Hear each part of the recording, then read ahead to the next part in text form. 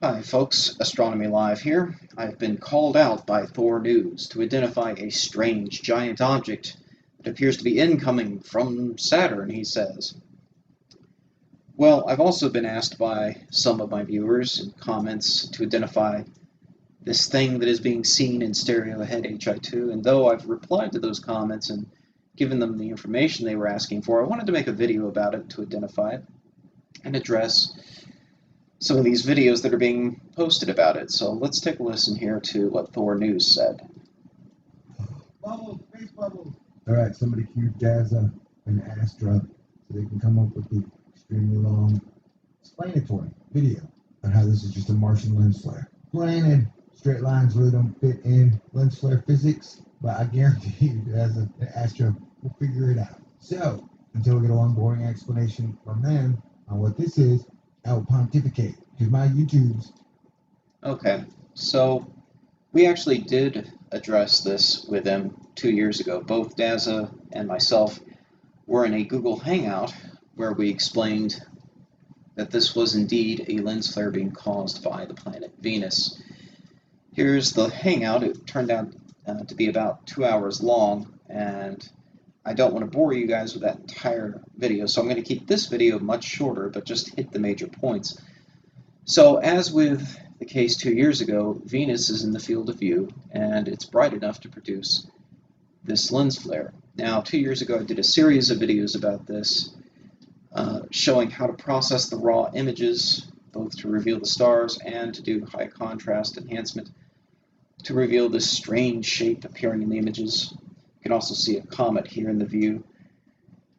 Now, he also did complain about the shape of the lens flare 2 years ago and suggested that this is an impossible shape for a lens flare to assume, and so he wanted to see another example of a lens flare that looked like that.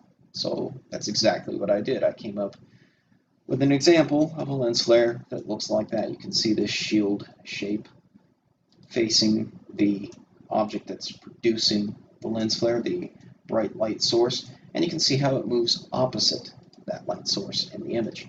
As the light source moves down, the object moves up, etc. And this is exactly what we see in the images now. So here are some of the latest images showing this lens flare forming and approaching the center of the image as Venus approaches the center of the image. And this is exactly the same lens flare that we saw in 2014. And so if we look back at the images from 2014, you can see that as Venus starts to leave the center of the field of view, the lens flare starts to leave the center of the field of view. Now in 2014, stereo head was flipped 180 degrees from where it is today. And the reason for that is because in 2014, stereo head had not yet passed behind the sun. Since then, stereo head has passed all the way behind the sun from Earth's perspective and emerged from the other side. And they flipped the spacecraft at that point 180 degrees in order to continue to monitor the space between the Earth and the sun. And as a result of that, the images are also flipped 180 degrees because they orient these images relative to the ecliptic. And so the images themselves have been rotated to maintain that orientation. So we did address this in a Google Hangout. This was 2 years ago. And yeah, we showed the same type of lens flare occurring. There's nothing impossible about this. There's nothing terribly unusual about it. You won't find it with every lens, and this is not exactly the same kind of lens as what you would find on stereo head HI2, but it's similar enough that we do get the same general type of lens flare. This, I don't know, he calls it some people call it a shield, some people call it a force field, whatever you want to call it. This shape is being produced as a result of a lens flare from a bright light source.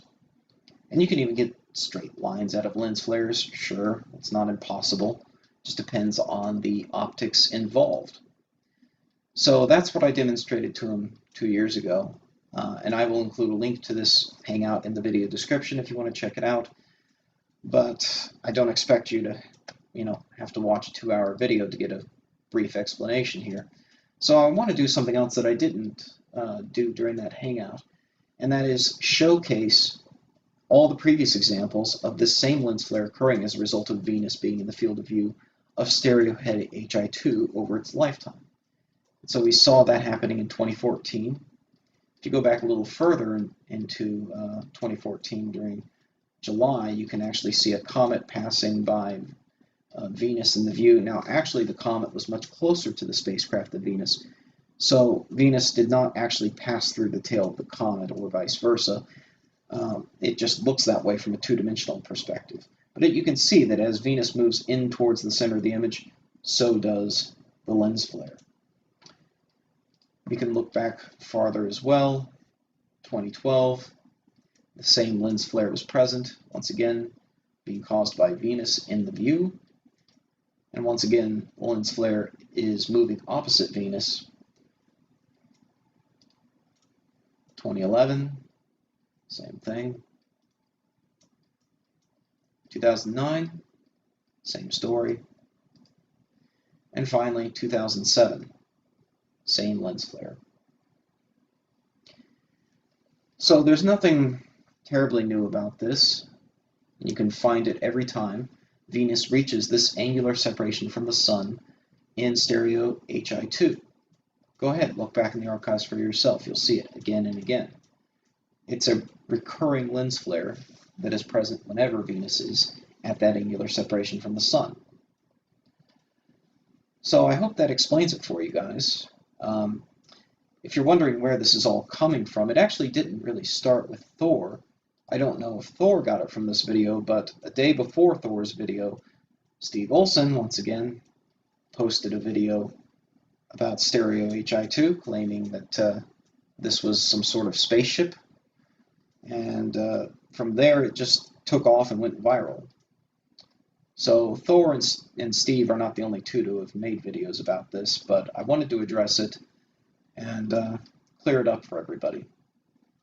So now you can see that it's just a recurring lens flare, and I hope that explains it for you. If you have any questions, feel free to ask.